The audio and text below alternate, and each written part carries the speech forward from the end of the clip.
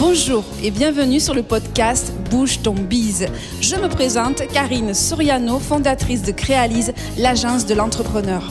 Ma mission avec ce podcast, vous aider à vous motiver et à développer votre business dans la joie et la bonne humeur. Allez, c'est parti pour l'épisode du jour. Épisode numéro 2 de Bouge ton bise. Alors aujourd'hui, on va aller droit au but. On va parler d'un sujet qui est partout dans l'actualité, dans la presse, sur les réseaux sociaux. On entend parler de cette fameuse crise sanitaire, de cette crise économique qui en découle. C'est notre quotidien, qu'on le veuille ou non, on est touché. Et donc j'avais envie de rentrer direct dans le sujet, mais de l'aborder d'une manière, on va dire, différente. Alors aujourd'hui, le sujet, ça va être, est-ce que je peux créer ou développer mon entreprise en période de crise? Alors on va d'abord voir qu'est-ce qui est intéressant dans une crise pour une entreprise ou pour quelqu'un qui a un projet. Et on va voir qu'il y a des secteurs qui sont porteurs et qui profitent justement de la crise pour se développer. Donc créer son entreprise en période de crise ou la développer, bonne ou mauvaise idée. Alors on peut se dire que quand tous les voyants économiques sont rouges, est-ce que c'est bien raisonnable de se lancer dans l'aventure? Est-ce que c'est censé?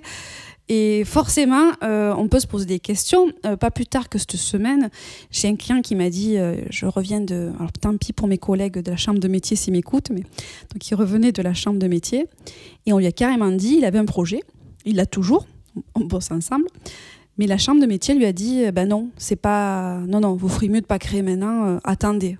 On n'a pas de visibilité, attendez. Donc forcément, quand des instances comme ça, institutionnelles, vous donnent des infos comme ça peut forcément refroidir. Pourtant, l'histoire du monde des affaires nous enseigne que la fortune sourit aux audacieux et qu'un projet, s'il est bien préparé et qu'il est bon, il a toutes ses chances de réussir, même en période de crise. Donc, on peut voir les choses différemment. Et d'ailleurs, de nombreuses entreprises dans l'histoire se sont lancées en période de crise. Alors si je vous cite par exemple Microsoft, FedEx, Burger King, McDonald's aussi, ils se sont lancés en fait dans une conjoncture économique qui était difficile. Et pourquoi ? Parce que forcément, quand il y a une crise économique, des fois, malheureusement, c'est la loi, alors c'est pas la loi de la jungle, mais c'est la loi des affaires. Les plus fragiles ne tiennent pas.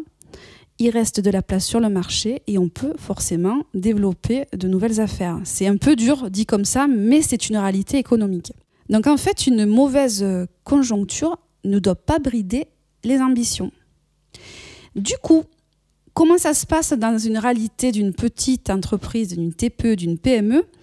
Premièrement, en fait, face à l'adversité, quand on a une contrainte, on devient plus créatif, ça nous force à être plus agile. Un exemple, le nombre de restaurants qu'on voit qui se sont mis à la livraison, l'augmenté du nombre de livraisons, donc livraison de repas, et pas que, toutes les entreprises qui sont mises donc à la visioconférence, qui ont digitalisé leurs produits, on voit que cette crise a obligé donc le monde des affaires et des entreprises à se renouveler et se renouveler de manière très rapide. Donc faire preuve d'agilité face à une contrainte, c'est aussi de la créativité. Parce que quand on pense créativité, tout le monde s'imagine que c'est être un artiste, créer des tableaux, des chansons. Eh bien non, être créatif, c'est face à une contrainte, c'est trouver une solution et s'adapter. Donc en fait, quand on a une crise qui tombe comme ça, on n'a pas le choix que de s'adapter. On est en mode, on va dire, darwinien et on essaye de trouver des solutions.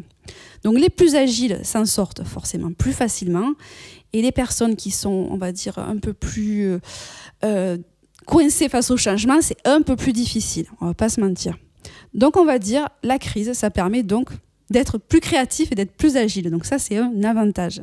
Alors le deuxième avantage de créer une entreprise ou de développer un projet en période de crise, c'est le côté purement économique. Pourquoi ? Parce qu'en période de crise, il y a certains prix sur les investissements de départ qui baissent et on a plus de facilité de négocier des achats. Alors là aussi, vous direz, ça peut paraître un peu cruel, mais je vous le rappelle encore, c'est le monde des affaires et c'est pas toujours un monde très tendre et c'est comme ça. Il y a la loi de l'offre et de la demande et quand il y a moins de demande, les prix baissent. C'est les bases de l'économie. Autre chose, donc en période de crise, l'État met en place des aides. Alors notamment en ce moment, il y a le plan de relance qui a été lancé. D'ailleurs, si ça vous intéresse, vous me direz en commentaire, est-ce que ça vous intéresse que je fasse un podcast sur les aides ? Ça, c'est possible aussi. Toutes ces aides de l'État, ça permet donc de créer ou de développer son entreprise avec des moyens supplémentaires, ce qui n'est pas à négliger. Donc il faut savoir aussi que face à la crise, il y a carrément des secteurs qui s'en sortent mieux et qui se développent grâce à la crise. Alors on va un petit peu les lister. Alors un des secteurs qui se développe très bien, donc c'est la consommation éco-responsable. C'est-à-dire que les consommateurs sont de plus en plus impliqués dans leur acte de consommation. On appelle ça d'ailleurs les consommateurs. Et face à leurs décisions d'achat, ils prennent une position politique ou environnementale et ils s'engagent donc à ce que les choses changent dans notre société. Donc si vous créez des produits dans ce type de marché, vous avez forcément plus de chances que ça fonctionne. On a aussi le Made in France qui est un petit peu dans la même mouvance. Donc il faut savoir que 3/4 des Français se disent prêts à payer plus cher pour acheter français. Donc c'est un acte, souvent en période de crise, on a un côté patriotique. Donc ça avait déjà commencé avant la crise du Covid, mais là c'est un peu plus accentué. On a aussi le secteur du business vert. Donc tout ce qui sont les produits liés à l'énergie renouvelable, le traitement de l'eau ou encore la mobilité responsable.